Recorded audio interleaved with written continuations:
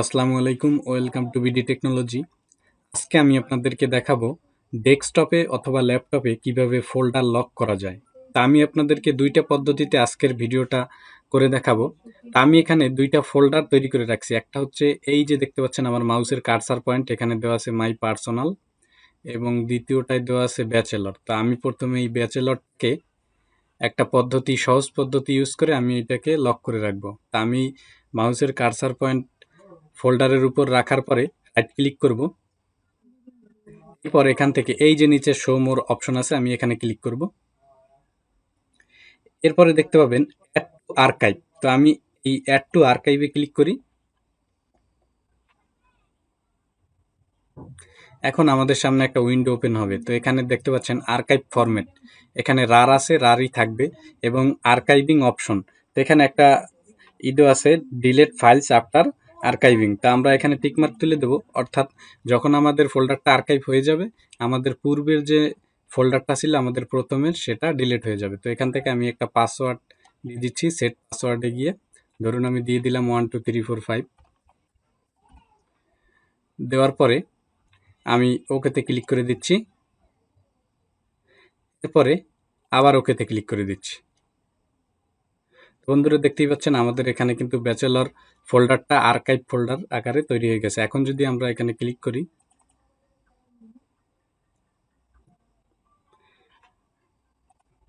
তাহলে কিন্তু আমাদের সামনে কিন্তু এই যে ব্যাচেলর নামে একটা ফোল্ডার চলে আসছে। তা আমি যদি এখানে ক্লিক করি, তাহলে কিন্তু ভিতরে যে ইমেজগুলো আছে সেগুলো আমি দেখতে পাবো না। আমাকে এখানে কিন্তু পাসওয়ার্ড দিয়ে দেখতে হবে। তা আমি যদি আমার পাসওয়ার্ডটা দিয়ে দিই 12345, দেওয়ার পরে আমি যদি ওকেতে ক্লিক করি, তাহলেই কিন্তু আমি আমার পিকচারটা দেখতে পাবো। তো বন্ধুরা, এই ছিল আমার ব্যাচেলর যে ফোল্ডারটা, সেটার মাঝখানে এক্সেলের এক পিকচার ছিল। তো এইভাবে চাইলে কিন্তু আমরা আমাদের ফোল্ডারগুলোকে আর্কাইভ করে লক করে রাখতে পারি। তা আমি সেকেন্ড যে পদ্ধতিটি আপনাদের দেখাবো সেটা খুবই গুরুত্বপূর্ণ। এটার জন্য আপনাদের যেটা করতে হবে, এই যে দেখতে পাচ্ছেন না আমার একটা ফোল্ডার আছে মাই পার্সোনাল, আমি একটু এখানে ক্লিক করে দেখাই যে এটার মধ্যে কি কি আছে। বন্ধুরা দেখতেই পাচ্ছেন আমার মাই পার্সোনাল ফোল্ডারের মাঝখানে একটা দুইটা পিডিএফ ফাইল আছে, দুইটা ওয়ার্ড ফাইল আছে, এবং একটা পিকচার আছে।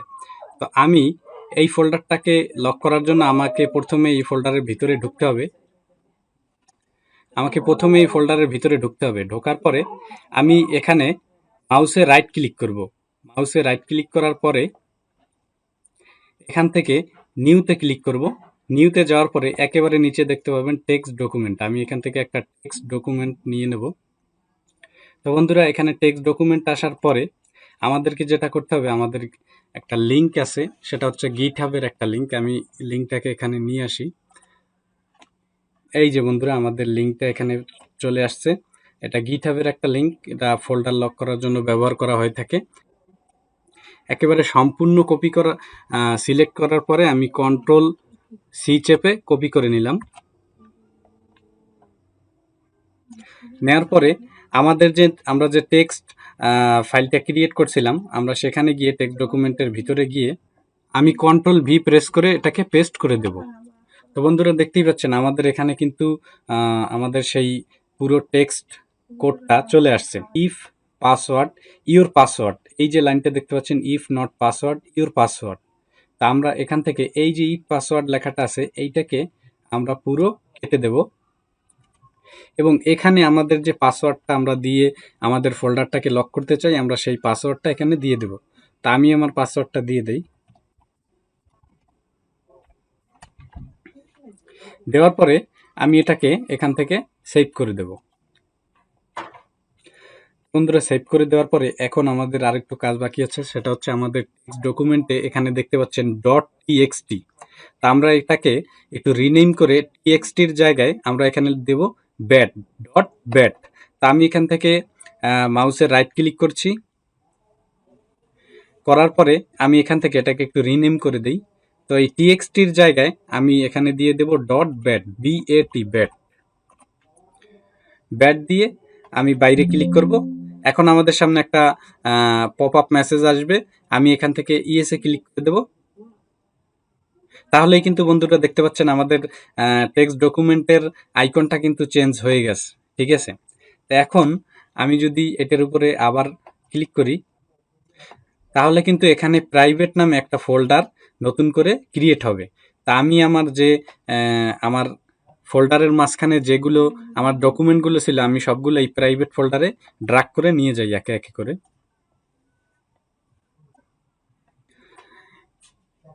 সবগুলো প্রাইভেট ফোল্ডারে নিয়ে যাওয়ার পরে এখন যদি আমি এই টেক্সট ডকুমেন্টে ক্লিক করি, তাহলে আমাদের সামনে সিএমডি ওপেন হবে এবং এখানে লেখা আসছে are you sure to lock this folder. এখানে যদি আপনারা ওয়াই প্রেস করেন তাহলে ইয়েস, এন এন দ্বারা এখানে নো বোঝাচ্ছে। তো আমরা ওয়াই প্রেস করে এন্টারে ক্লিক করি, তাহলে কিন্তু আমাদের প্রাইভেট ফোল্ডারটা হাইড হয়ে গেল, অর্থাৎ আমাদের ফোল্ডার কিন্তু অলরেডি লক হয়ে গেছে।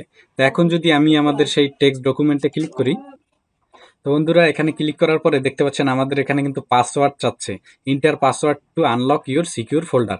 তা আমি আমার যে পাসওয়ার্ড দিয়ে লগ ইন করছি, আমার ফোল্ডারটাকে লক করছিলাম, আমি সেই পাসওয়ার্ডটা এখানে দিয়ে দিই। দেওয়ার পরে আমি এখানে এন্টার ক্লিক করি। এই যে দেখতে পাচ্ছেন আমাদের প্রাইভেট ফোল্ডারটা কিন্তু এখানে বের হয়ে আসছে, অর্থাৎ ওপেন হয়ে গেছে। তো এখন যদি আমি এই ফোল্ডারে ক্লিক করি, তাহলে কিন্তু আমাদের সেই ডকুমেন্টগুলো আমি আবার পুনরায় দেখতে পাবো। এই যে আমাদের সেই কাঙ্ক্ষিত পিডিএফ এবং টেক্সট ফাইলগুলো এবং একটা ইমেজ ছিল সেইটা। তা আমি যদি একটু ব্যাগে এসে দেখাই যে ভুল পাসওয়ার্ড দিলে আমাদের এটা ওপেন হয় কিনা, তা আমি এখান থেকে আবার ডকুমেন্টে ক্লিক করি, ক্লিক করে আমি এটাকে আবার পুনরায় লক করে নেই, ওয়াই প্রেস করে এন্টার ক্লিক করি। তো বন্ধুরা আমাদের সেটা কিন্তু আবারও লক হয়ে গেছে। এখন যদি আমি আবারও ক্লিক করি, এখন আমি ভুল পাসওয়ার্ড দিয়ে দেখবো যে সেটা আমাদের ফোল্ডারটা ওপেন হয় কিনা। তো সাধারণত আপনারা দেখছিলেন যে আমি 14, 15, 11, 10, 63 এই পাসওয়ার্ডটা দিছিলাম 1415111063। তা আমি এখন এখানে একটা ভুল পাসওয়ার্ড দিই আমার মনের মতো করে, দিয়ে আমি এন্টার প্রেস করি। তো বন্ধুরা দেখতেই পাচ্ছেন আমাদের প্রাইভেট নামে যে ফোল্ডারটা ক্রিয়েট হয়েছিল, অটোমেটিক জেনারেট হয়েছিল, সেটা কিন্তু বের হয়ে আসছে না, অর্থাৎ আমাদের পাসওয়ার্ডটা ভুল। আমাদের সঠিক পাসওয়ার্ড ছাড়া কিন্তু আমরা এভাবে আমাদের ওখান থেকে ফোল্ডারটা বের করতে পারবো না। তো এই ছিল আজকের টিউটোরিয়াল। ভিডিও ভালো লাগলে অবশ্যই লাইক কমেন্ট করবেন এবং বেশি বেশি শেয়ার করবেন, এবং চ্যানেলে নতুন হলে অবশ্যই চ্যানেলটি সাবস্ক্রাইব করবেন। ধন্যবাদ।